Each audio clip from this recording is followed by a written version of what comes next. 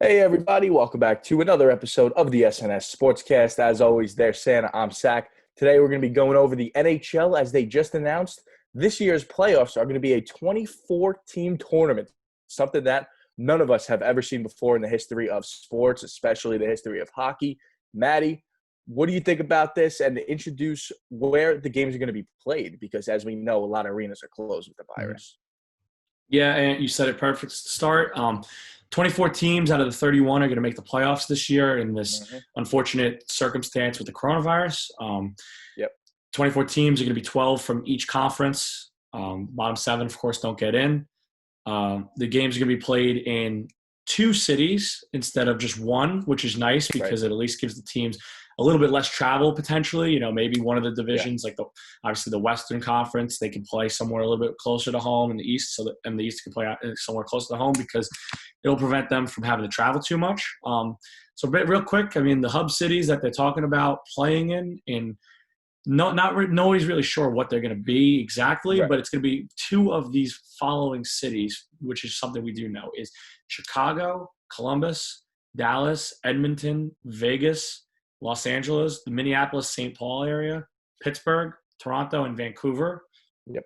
So a couple locations in Canada, which is interesting because I know Hmm. Canada right now is doing the whole non-essential travel is not permitted to cross the Yeah. borders, so that would obviously take a grant from the government to allow that to happen. But I think that they seem pretty open to that.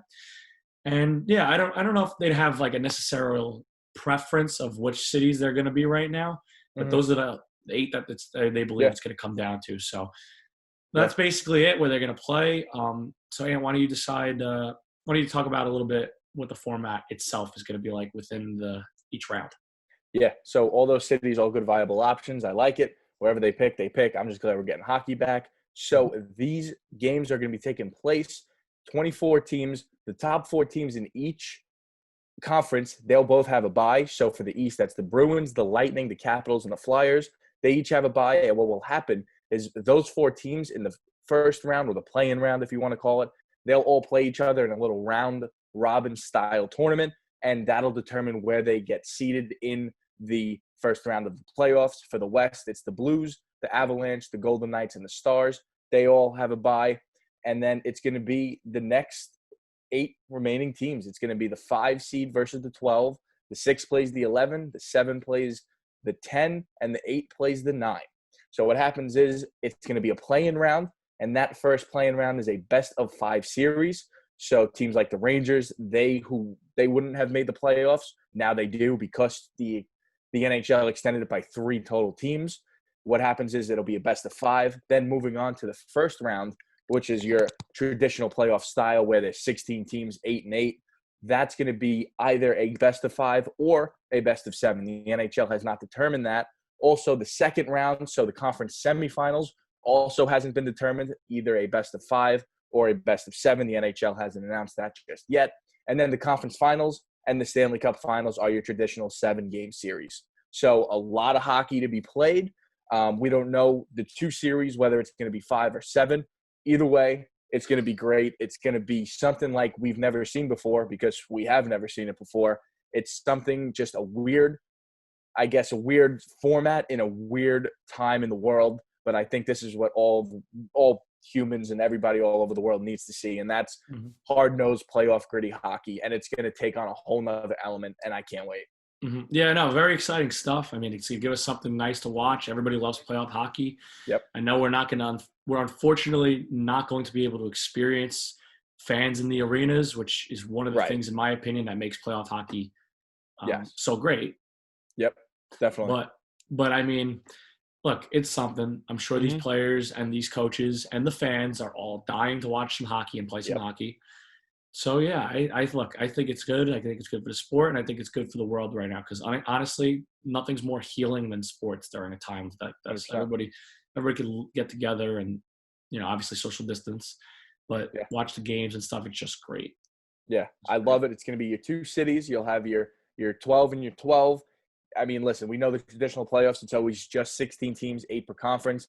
Now you got 24. It's like a play-in style, just hard-nosed hockey. What I really like about this for some of the teams, like the Rangers, is the fact that they're so young. Mhm. And these kids, they have taken such a long break, but it shouldn't even matter because they're so young and their legs are so fresh. And another thing that I really love is the fact that when we get to the hockey playoffs, these guys just finished an 82-game season, an absolute grind, long 82-game season. Now, everybody's going to have fresh legs. Everybody's going to be healthy. All their best players are going to be back, and they're going to be fresh and ready to go. And I love all the young kids for the Rangers, and I just think it's going to be something like we've never seen before. Yeah, I agree. You're 100% right. The time off is going to make these players even more motivated and more Yep. rejuvenated to get out there and try to win something, because not only is it going to mean something to them, it's going to mean a lot to their cities right now. Every city, every Right. state could use something to celebrate right now. Mm-hmm. So, I mean, I can't think of anything better than a nice NHL Stanley Right. Cup win. And one thing we didn't touch on was the 7 teams who didn't make this playoff bracket. The good news for them is they're automatically right in to the NHL draft lottery. So they all have a shot at getting the number 1 pick in this year's upcoming draft. And also the teams that lose the play-in round. So it's the 5 against the 12, the 6 against the 10 or whatever it is. Any of those teams that lose also become eligible for the draft lottery. So not such a lose-lose situation if you're a team that gets in the play-in round, but you don't make it in a best-of-5 series. It's a short amount of games, best of 5. You just got to win 3 out of them.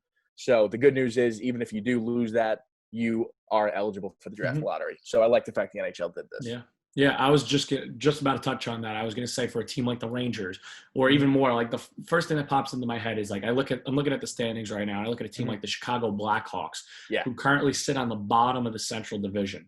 Yep. Obvious rebuilding year, a team that's been so good and so deadly in the playoffs over the last decade, that just knows how to win. They're going to get an opportunity to sneak into the playoffs. Don't be shocked they win that play-in series and make some noise. I wouldn't be shocked at all. But at the same time, what you just said makes complete sense. They're getting a chance to potentially sneak in and upset somebody. Exactly. But worst case scenario, they got to taste the playoff hockey, and they're going to get a lottery pick. Yep. So it benefits teams like them, and obviously a young team like the Rangers, which you have to love the idea that they're going to be able to have some playoff hockey to get some of these young guys' feet wet. I mean, so big. You can comment more on that. Yeah, listen, guys like Adam Fox, Capo Caco, Ryan Lindgren, I could go on and on with all the young talent that the Rangers have. But the main thing for them, the goalie situation. I don't know what is going to be with their goalie situation. Henrik Lundqvist, he owns the Canes in his lifetime. Yep. Even this past year, early in the year, I think he saved north of 50 shots against the Hurricanes, and it wasn't a shutout, but the Rangers won like 2-1 or something. So you also have Igor Shesterkin and Alexander Georgiev, who is arguably a number 1 or 2, let alone a number 3 string goalie. So it's going to be really cool to see who comes back freshest. Maybe Igor. If I'm if I'm the coach of the Rangers, David Quinn, I'm going to probably go with Igor just because he's a little younger, he's fresh, but you can never count out old, reliable Henrik Lundqvist. The guy's an absolute stud. Listen, I'm just glad I'm not David Quinn. I don't have to make that decision, but I can't wait to see these young kids get in there, fly around with fresh legs, fresh momentum in a situation they'd probably never be in if it wasn't for a pandemic going on right now. So I can't wait to see these Rangers make some noise in the playoffs. Yep, agree with that again. I just think that any team that's in the Rangers scenario, I know they're the tied for the youngest team in the league with, I believe, the Columbus Blue Jackets.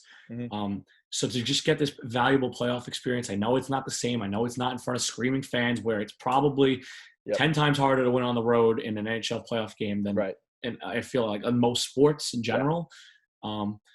That's the unfortunate reality, is they're not going to get that, but they are going to get the taste of what it means, the taste of what it means to play games that really, really matter. And if you see guys who always play in their first year in the playoffs in the NHL, they're always, oh my goodness, the game is just so much tougher when you go in the playoffs, because all these guys, they just put it in a different mode. We've seen so many teams just coast through the regular season, like the Penguins every year. Those last 2 years, 2016, 17, they just did their thing. They got hot at the right time. They rode that right to 2 Stanley Cups. So listen, you just got to get hot at the right time, and the game is going to speed up, and the hits are going to be a lot harder and a lot more furious, and it's going to be great. So that's the main reason why I'm so excited for these young kids to get the playoff experience now, because they're going to see a little bit of a difference between a regular season game and a playoff game, and it's an invaluable experience for such a young team that's going to be really good for hopefully a really long time. Agreed. Final thoughts.